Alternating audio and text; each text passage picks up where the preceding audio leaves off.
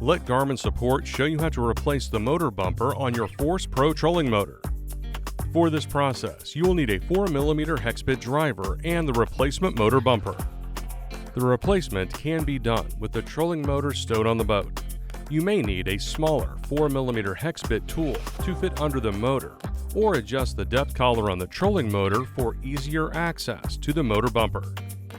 First, make the adjustments to the shaft. Unlock the latch by pulling down. Then, unscrew the depth collar clockwise to loosen. Pull the shaft up to expose the motor bumper. Screw the depth collar tight and lock the latch, preventing damage to the shaft.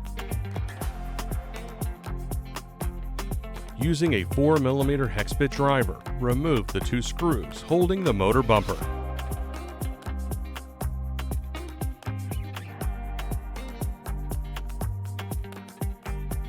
Then, remove the motor bumper.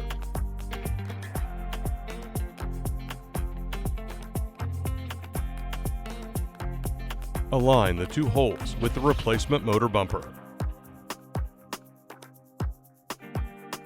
Tighten the 2 screws to the mount using a 4mm hex bit driver.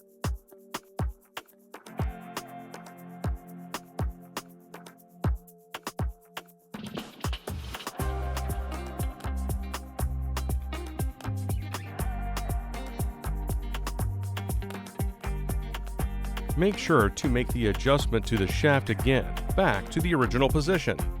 Unlock the latch by pulling down. Then, unscrew the depth collar clockwise to loosen. Make the adjustment in the shaft.